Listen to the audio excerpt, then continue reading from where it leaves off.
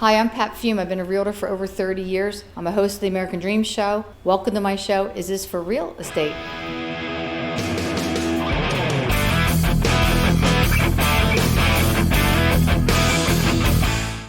Welcome back. I'm here with David MacNicoll. He's a real estate appraiser I've known for a long time. Thank you for coming in to see us today. Thank you for having me. So how did you get started in appraising or real estate, or however you started from the beginning, I guess?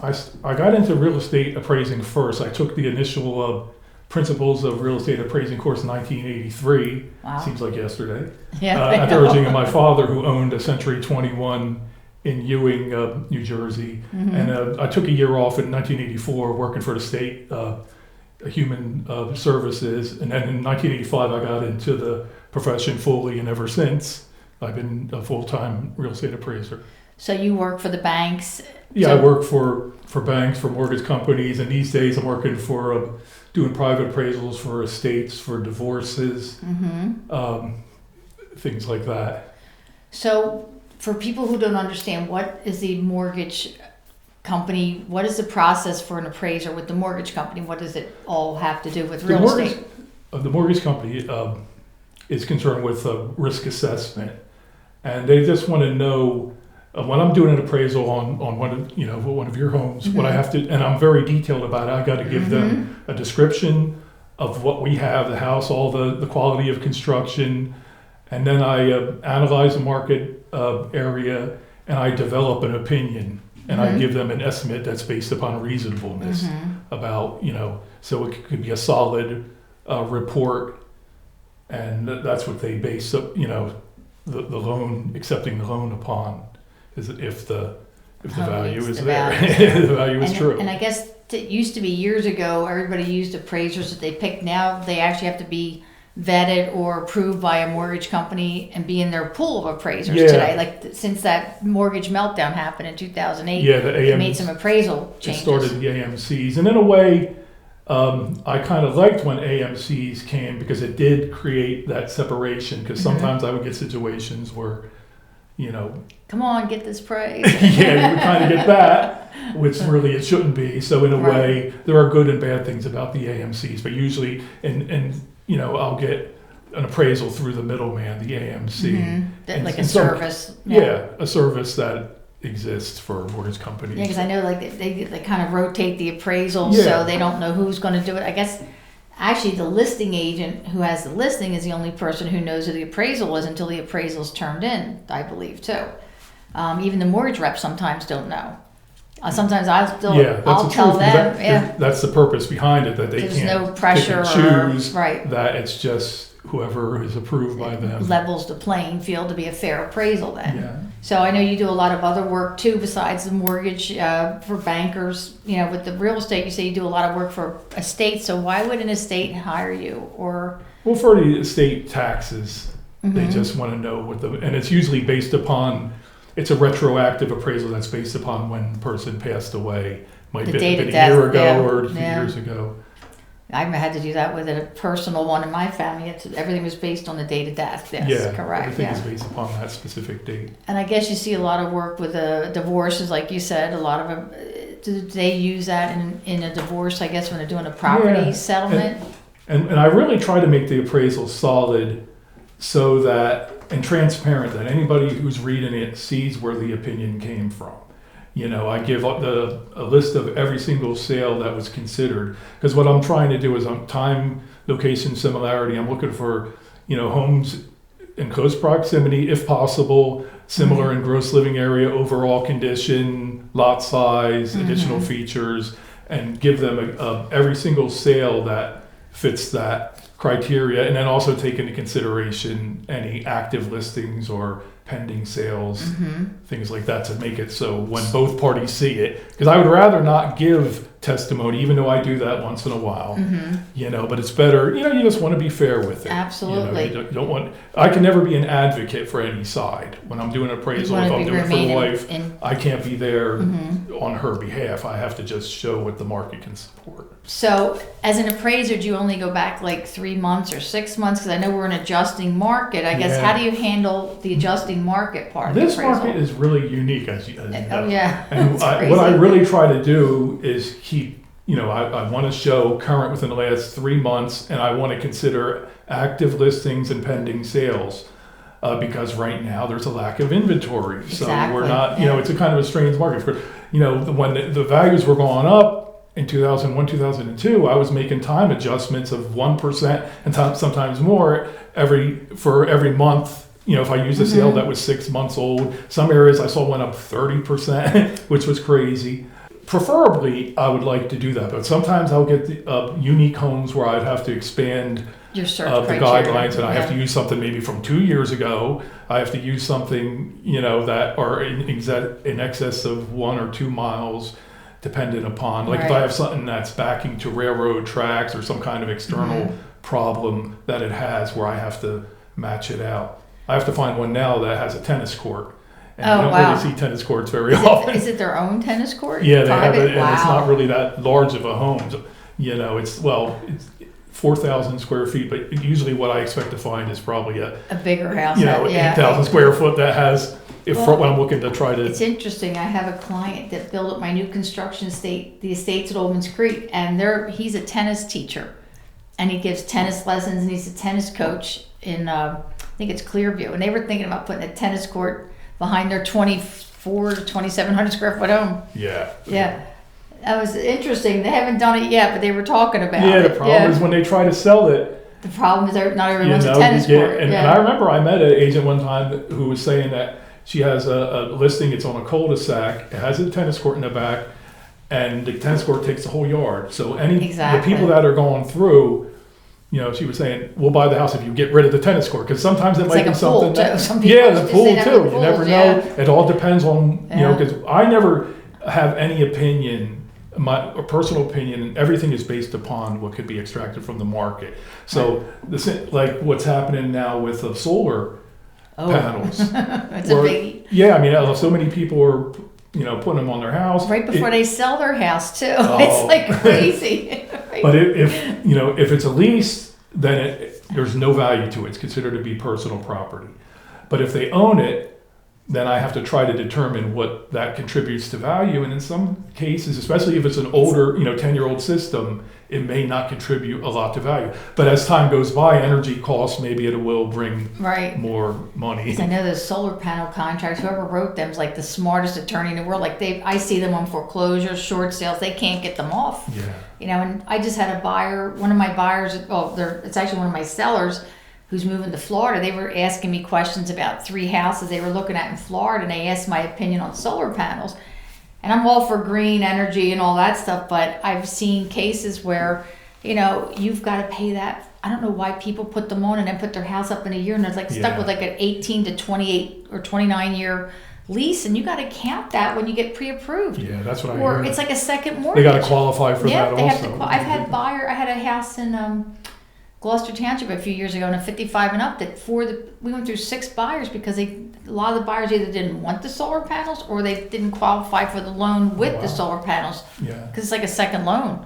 So you got to really be careful, and that does affect the appraisal. And I remember, like you were saying about adjusting, I remember a few years ago, a lot of people coming from North Jersey in particular, or Central Jersey, New York, they would come down here and they'd write these appraisal comments like 30%, like we were a downhill kind of market, like, or just subpar market or something. I forget what the wording was now, but they used to downgrade the appraisals in South Jersey. This was wow. I had that happen on a few, and I was like, what is this? Why are they saying that? It's like we're probably the hottest market, one of the hottest markets in the country in South Jersey because of our proximity to New York, North Jersey, Central Jersey, Delaware, DC, but the market's crazy right now. And I guess from an appraisal point of view, how do you deal with these bidding wars? Like I've seen a lot of agents raising the sale price, because it could be a red flag to the mortgage company. Like I've heard in the last 24 hours,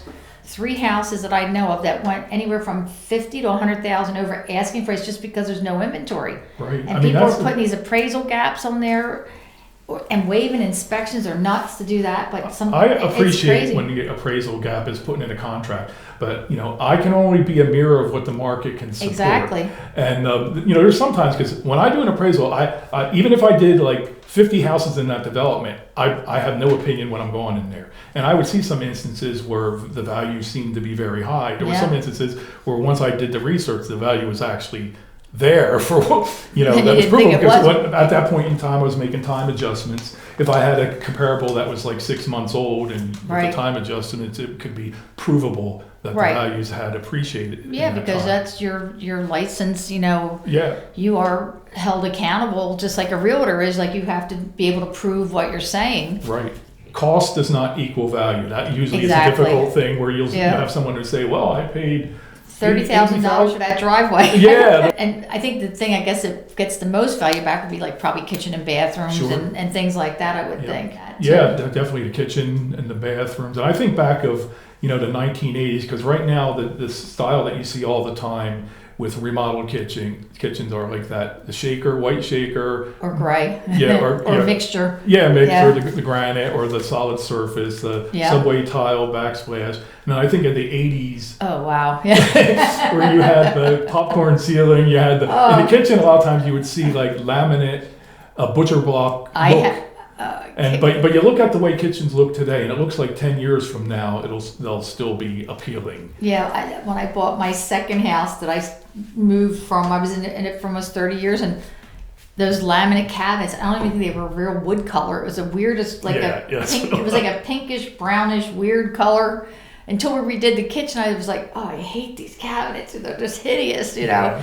The weird thing is the higher end cabinets right now are coming back, the laminates. It's coming from a trend coming from California. Is that right? Yeah. Well, I see sometimes where I do an appraisal and the house has laminate cabinets as opposed to granite. Sometimes in certain markets, sometimes you see where it doesn't make that big of a difference. Right. You see that there still is a good appeal for a neutral, countertops that are, and hey, that's what luxury vinyl plank. In the past, like if you want high-end flooring, it would be hardwood.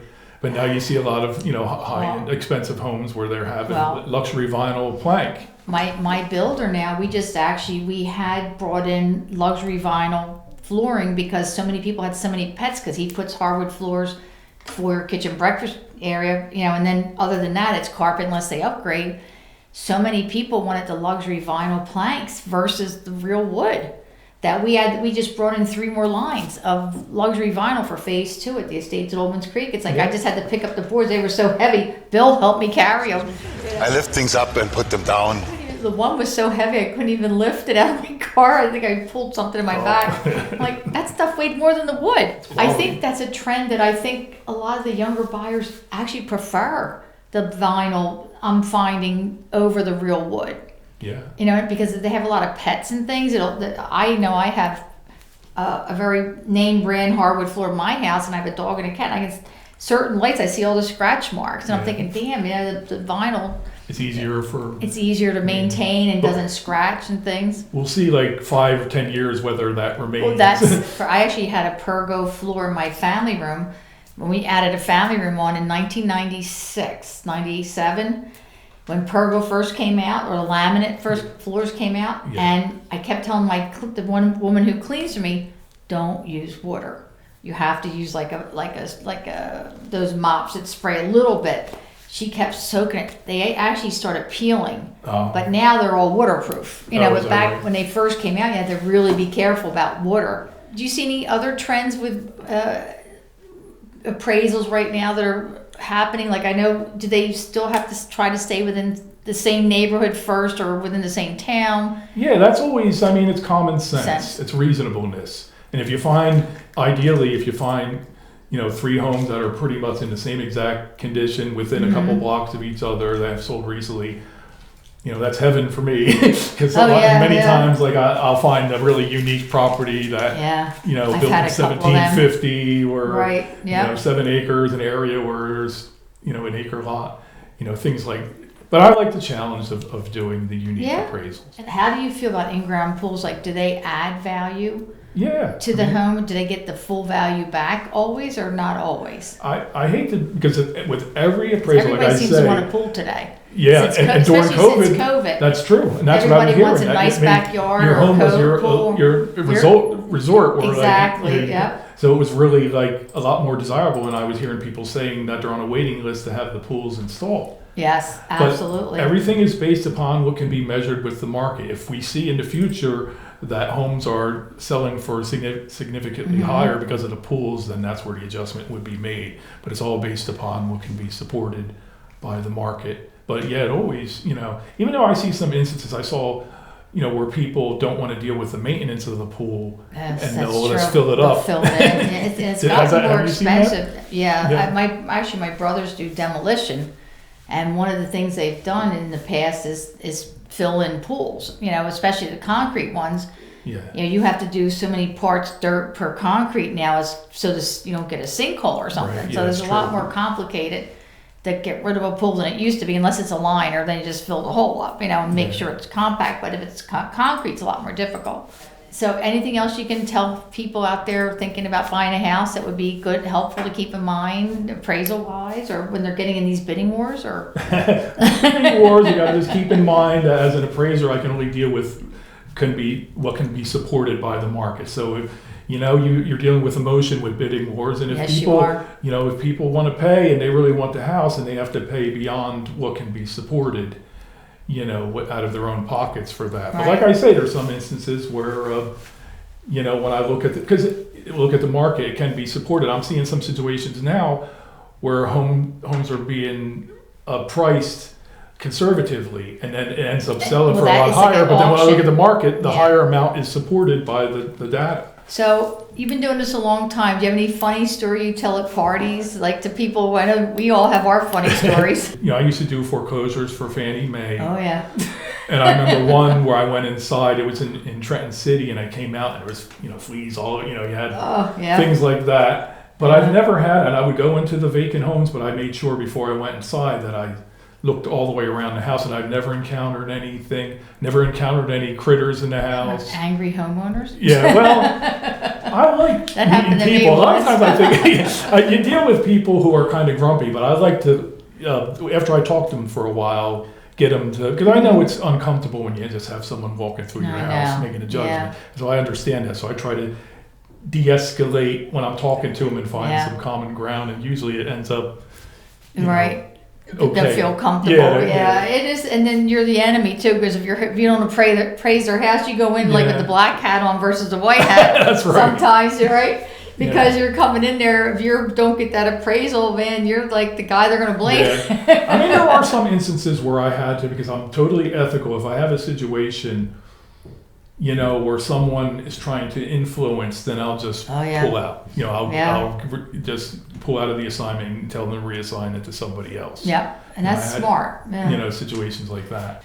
All right, so if you ever need an appraisal for a divorce or an estate, or just you want an appraisal on your house, or even for home equity loans, things like that, David's great. I refer him all the time. All my mortgage and people use him, and my friend who's an attorney who does estates and divorces and things, I always refer them David as well. If you need somebody, he's excellent and very ethical and nice guy to deal with. So thank you so much for being with us today. I really appreciate it. Thank you, Pat. I really appreciate it.